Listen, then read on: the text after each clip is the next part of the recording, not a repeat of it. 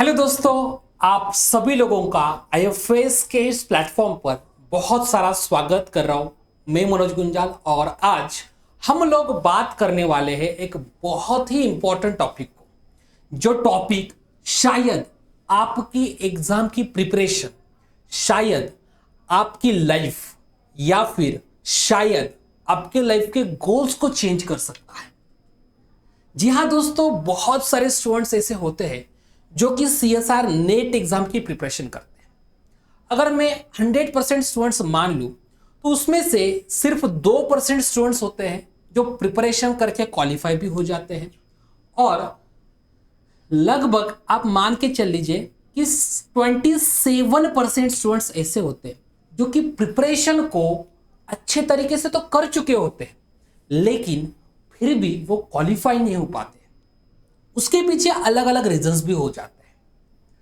तो बात कर ले, मैंने ऑलरेडी 28% स्टूडेंट जो प्रिपरेशन करके भी क्वालिफाई नहीं हुए हैं और 2% स्टूडेंट जो कि क्वालिफाई हो चुके हैं। इसके बावजूद जो 70% स्टूडेंट्स रहते हैं, जिसमें से 20% स्टूडेंट्स एवरेज लेवल पे स्टडी करके जाते हैं और बाकी के 50% स्टूडेंट्स बहुत एक नॉर्मल सी प्रिपरेशन करके जाते हैं। अब आप लोग इस सिचुएशन में किस पार्ट में बैठे हुए हैं वो तो आप खुद को भी पता होगा, बट क्या आप जिस पार्ट में हो उस पार्ट में अगर आप 2% में नहीं हो तो क्या आपके दिमाग में भी वही क्वेश्चन चल रहा है कि नहीं, अब इसके आगे मुझे सीएसआर नेट एग्जाम की प्रिपरेशन नहीं करनी चाहिए? तो भाई एक बार इस वीडियो को एंड तक जरूर देखिएगा ताकि आप लोगों को भी एक क्लियरिटी आ जाए कि सीएसआर नेट एग्जाम करने के लिए आपने क्या किया था और क्या नहीं किया था। सबसे पहला कि बहुत सारे स्टूडेंट्स जो एग्जाम देने से पहले ये क्वेश्चन मार्क रखते हैं अपने सामने कि ये मेरा लास्ट अटेम्प्ट होगा, ये वो स्टेटमेंट होगा जो कि आपको और प्रेशराइज करता है।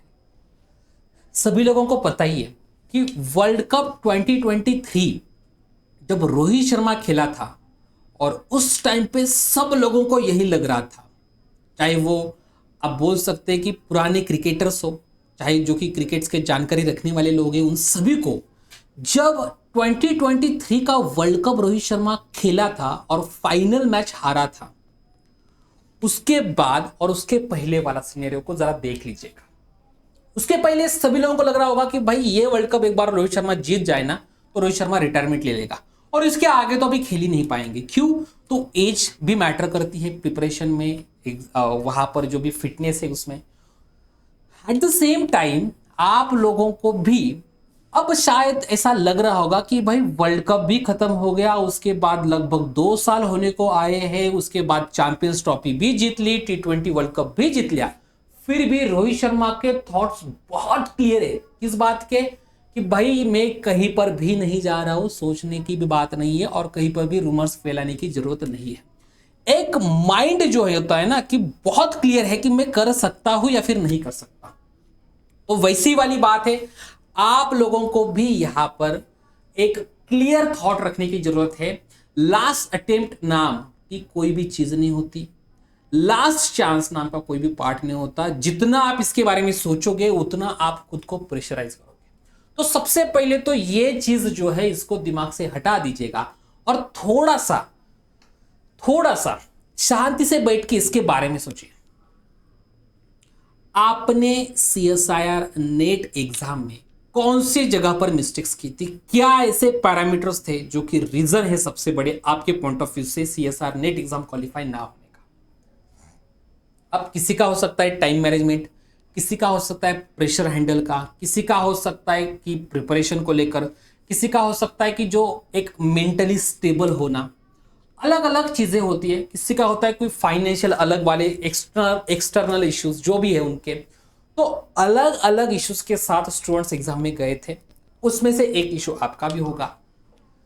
अब सबसे इंपॉर्टेंट स्टेटमेंट ये भी सोच लीजिएगा कि क्या वो इशू आपके सीएसआईआर नेट एग्जाम क्वालिफाई होने से सॉल्व हो सकता है, और दूसरा क्या वो इशू आपके सीएसआईआर नेट एग्जाम से भी ज्यादा इंपॉर्टेंट है क्या? अगर आपका issue CSR net exam qualify होने से सॉल्व हो सकता है, तो बिल्कुल आपको उसके लिए जाना चाहिए।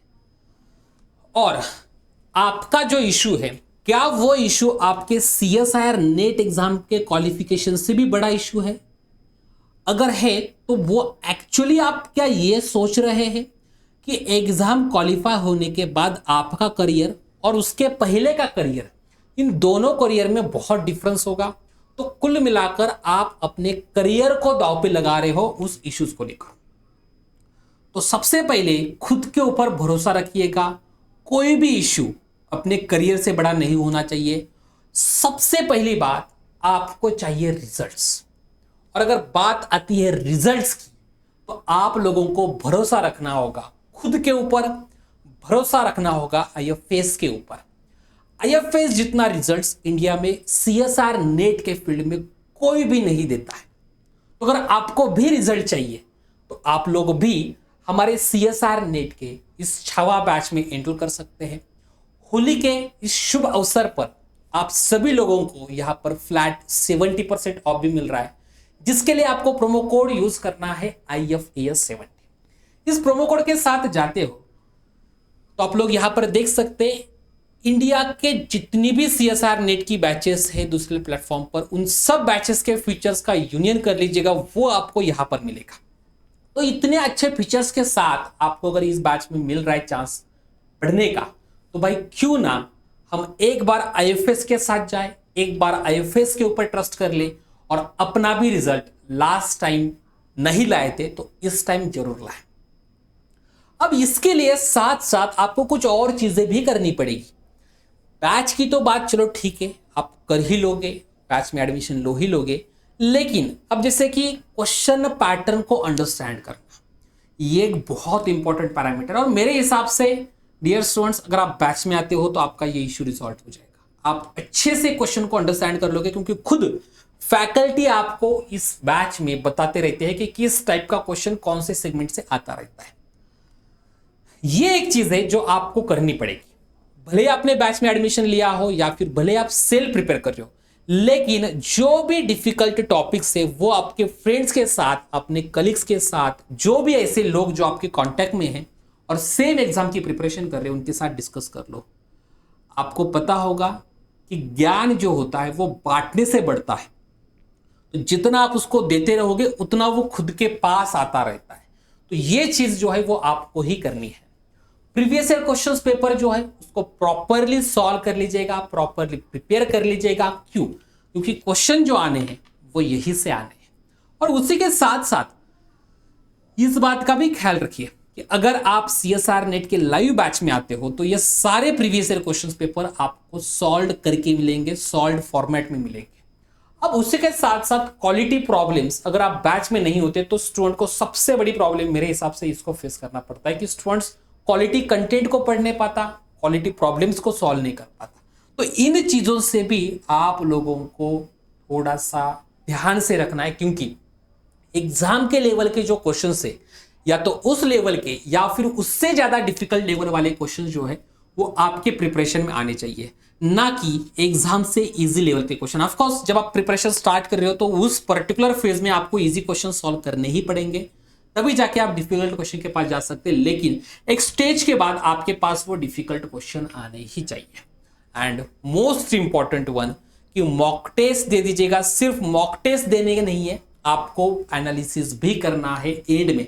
इसके लिए तो अभी फिलहाल समय है। अभी सबसे पहले काम कर लीजिएगा, जो IFS की ऑफिशियल वेबसाइट है www.ifsonline.com, इस ऑफिशियल वेबसाइट पर जाकर क्वालिफिकेशन प्रेडिक्टर सिंपली रजिस्टर्ड कर दीजिएगा। मैंने ऑलरेडी इसके ऊपर कल एक वीडियो बनाई थी, उस वीडियो को देख लीजिएगा। क्या प्रोसेस है क्वालिफिकेशन प्रेडिक्टर को पाने की, चेक करने की, तो उस वीडियो के थ्रू आप लोग अपना क्वालिफिकेशन जो है उसको चेक कर सकते हैं इस CSR नेट एग्जाम में, क्या आप क्वालिफाई हो रहे हो या नहीं। और उसी के साथ साथ ये लर्न फ्री का जो कंटेंट है, इस कंटेंट को भी फ्री में पाइए www.ifsonline.com। तो उम्मीद करता हूं दोस्तों कि आप सभी लोग अच्छे से प्रिपरेशन करेंगे, एक और बार अच्छी मेहनत करेंगे और उसी मेहनत के साथ नेक्स्ट CSR नेट एग्जाम जो है उसको भी क्वालिफाई कर लेंगे। So all the very very best and happy learning. Thank you so much.